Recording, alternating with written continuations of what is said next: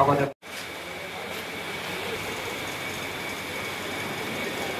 এই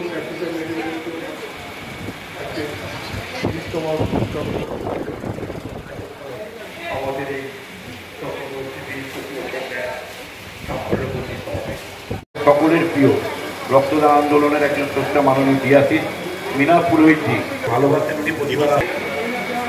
কারণ জগাকে কয়েকদিন আগে আমরা যে কাজ করতে জগা আমার আমরা এটা নিয়ে আছে কি না আছে এটা অত্যন্ত করা উচিত।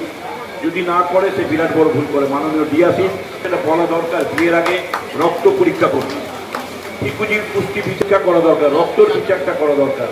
কারণ আপনারা জানেন আমার থেকে অনেক অনেক অনেক ভালোভাবে মাননীয় ডিয়াসিস যার থেকে আমরা শিখেছি তিনি তো মানুষকে বোঝাতে হবে। মানুষ ভুল বুঝে থাকে। এইডস মানে ছোঁয়াচে রোগ, মানুষকে বাঁচাবার জন্য রক্তটাকে 4 ভাগে ভাগ করে কাজে লাগানো যায়। এটা কিন্তু আমাদের কাছে অনেক বড় পাওনা।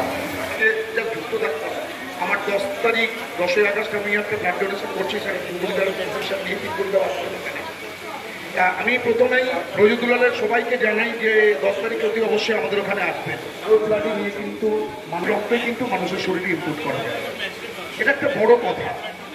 এখন আগেকার দিনে কি হতো, ব্লাড হয়েছে রক্তদান উৎসব, যেটা আমরা উৎসবে মেতে যাই রক্তদান একটা অনুষ্ঠান হলে। এখন উন্নত করতে পেরে সমাজের বিভিন্ন স্তরের মানুষকে সাথে নিয়ে এটা আমাদের কাছে বড় কথা।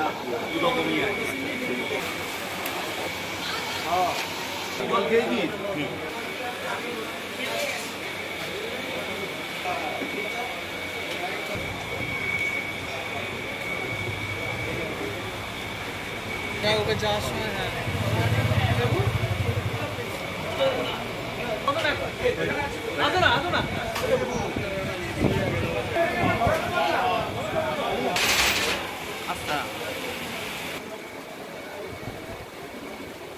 এবছর আমিও বলছি, আপনারাও আপনার ছেলে মেয়েদের বোঝাবেন, রক্ত দিলে শরীর ভালো থাকে, রক্ত না দিলে সাইকেলটা রক্তের যে চক্র, যে চক্রটা সেটা পূর্ণ হবে।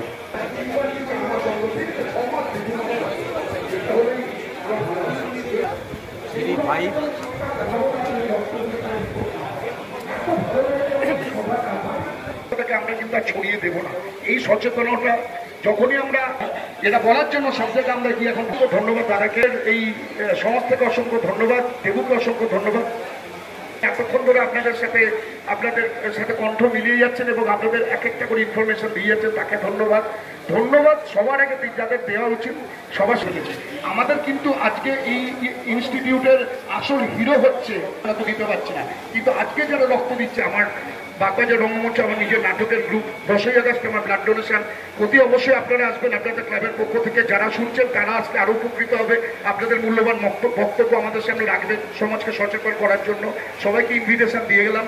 আর বিনোদিনী গিরিশ মঞ্চে আছে, যদি কারোর ইচ্ছে বাসুদাকায় মঞ্চে উপবিষ্ট হওয়ার জন্য অনুরোধ করছি। মঞ্চে কিঙ্করিদাকে বরণ করে নেবে পুষ্পস্তবক এবং সঙ্গের পক্ষ থেকে একটি ছোট্ট উপহার দিয়ে। এবার আমি আমাদের ঠিকমতো করতে পারছে না, অনেক ব্যাপারে আমরা চেষ্টা করি, থাকি করাটা অনেক বড় কাজ, কারোর জন্য করা।